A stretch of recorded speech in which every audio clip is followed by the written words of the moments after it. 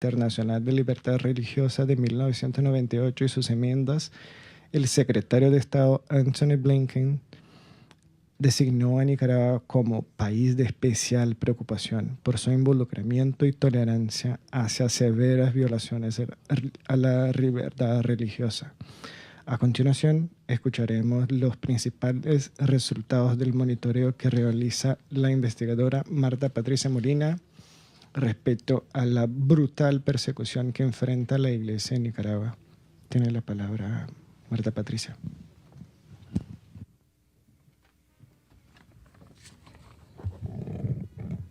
Buenas noches y gracias por la presencia de todos ustedes.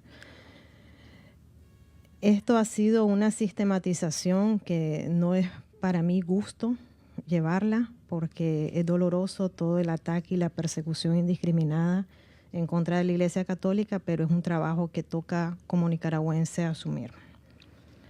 Para comprender todo lo que está ocurriendo en Nicaragua, es preciso imaginarnos un territorio en donde no existe ni la división de poderes y menos la institucionalidad.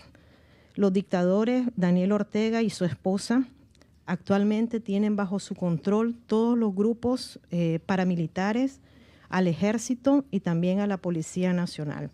Y a esto le vamos a agregar a los consejos del poder ciudadano, que son grupos de personas que se encargan de espiar, vigilar y después transmitir la información a las autoridades policiales para criminalizar, perseguir, torturar, asesinar o desaparecer a los opositores que ellos consideren discrecionalmente que están atentando con la supuesta, que a ellos le llaman revolución. Teniendo esto presente, el 21 de mayo de 2014, los señores obispos de la Conferencia Episcopal de Nicaragua entregaron y dieron a conocer a la feligresía los puntos expuestos en un diálogo con el presidente Daniel Ortega y entregaron también un texto, un documento amplio de 14 páginas en donde ellos reflejaban que no eran activistas políticos ni los estaba moviendo ninguna ideología. Es un texto que yo les recomiendo a cada uno de ustedes leerlo porque prácticamente porque sigue vigente, es una profecía de lo que iba a ocurrir años después. Me refiero a abril de 2018 hasta la fecha.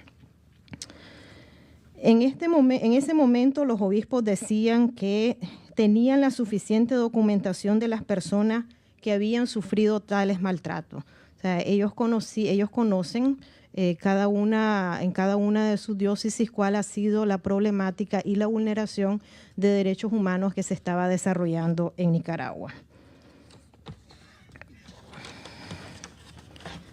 Hablando un poco de lo que es la constitución política de nuestro país, que es un tema que a veces a los ciudadanos nicaragüenses como que nos cansa, porque nunca se respeta la constitución política ni lo que dice también las leyes de la República, pero es necesario siempre estar recordando que existe este cuerpo legal y que el cuerpo legal establece en el artículo 27 que todas las personas somos iguales ante la ley y tenemos los mismos derechos de protección y que no habrá discriminación por motivo de credo político, sexo, raza, idioma, religión, opinión, origen, posición económica.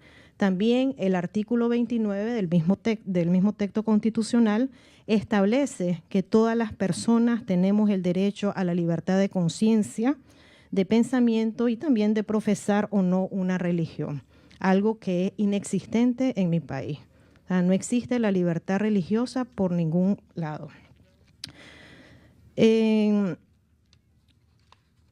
He estado sistematizando y recopilando todos los ataques a la Iglesia Católica en el estudio Nicaragua, una iglesia perseguida, y la última actualización, que fue la tercera entrega, he documentado y sistematizado alrededor de 529 ataques a la Iglesia Católica. Estas agresiones a la Iglesia se ha subdividido en agresiones a templos, que esto conlleva a incendios, o sea, que han sido provocados, pintas, también robos, profanaciones. Otro es el cierre arbitrario de organizaciones sin fines de lucro, universidades y proyectos propios sociales de la Iglesia y medios de comunicación. Y aquí quiero hacer una observación, aunque me robe algunos minutos de más, y es que en la carta que los obispos entregaron en 2014, ya ellos le venían diciendo al dictador qué pasaría en Nicaragua, qué va a pasar si desaparecen las organizaciones sin fines de lucro que en aquel entonces le llamábamos ONG.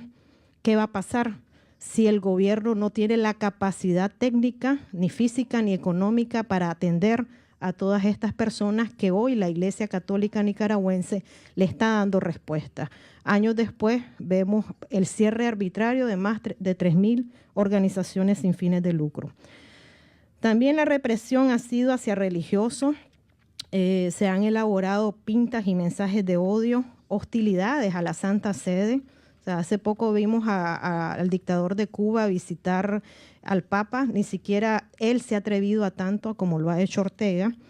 También están las prohibiciones y a las procesiones y actividades campales. Nosotros los nicaragüenses somos muy dados a las actividades de piedad popular y únicamente en el periodo de Semana Santa, en esa semana se prohibieron 3.176 procesiones.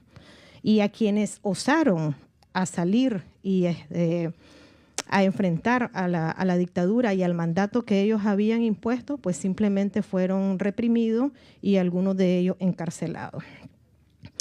Las hostilidades ocurridas en el año 2022 tuvieron un ascenso notable y de hecho ese año lo nombré como el más nefasto para la Iglesia Católica Nicaragüense, con 161 agresiones. Pensando que el daño no iba a seguir,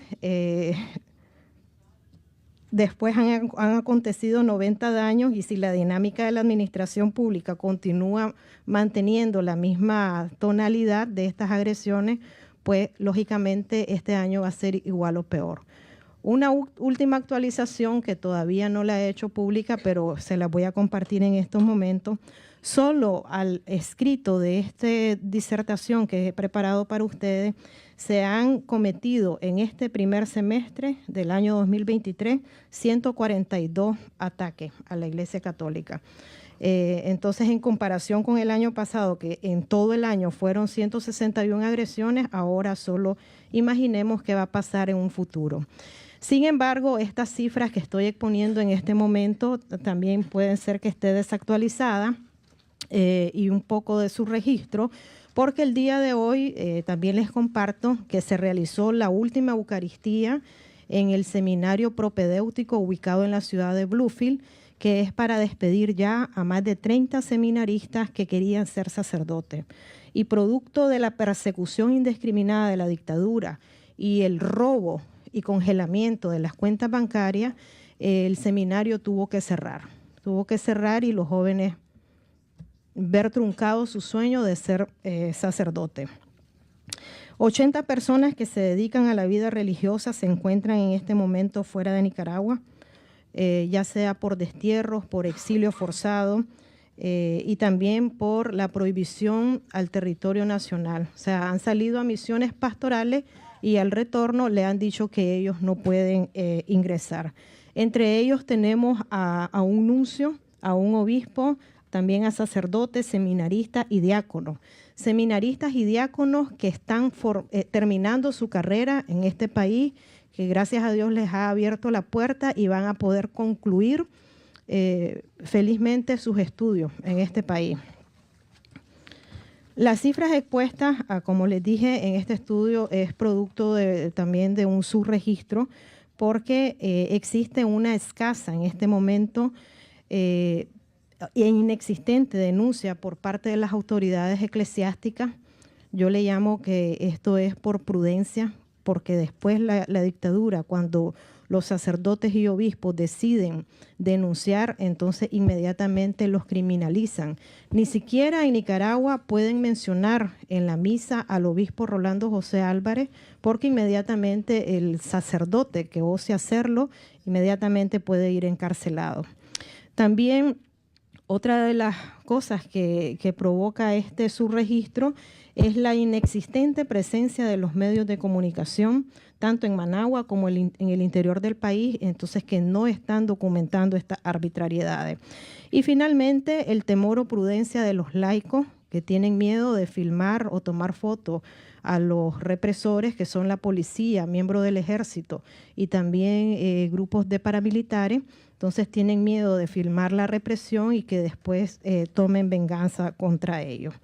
La Constitución Política de Nicaragua establece en el artículo 44 la prohibición de la confiscación. O sea, es una figura jurídica inexistente en nuestro país, o sea, no se permite. Pero la dictadura en este momento ha confiscado al menos 8 edificios religiosos, entre ellos universidades y centros religiosos. El obispo Rolando José Álvarez ha cumplido el día de hoy 321 días de secuestro. Es algo muy doloroso porque lo conozco personalmente. Y desde el 27 de marzo del 2023 no lo hemos visto. Y sigue sin celebrar la Eucaristía en la Catedral de Matagalpa. Se encuentra recluido, al igual que 3 sacerdotes, en una cárcel donde se practican más de 38 mecanismos de tortura, tratos crueles, inhumanos y degradantes, sin que nadie pueda cambiar dicha condición.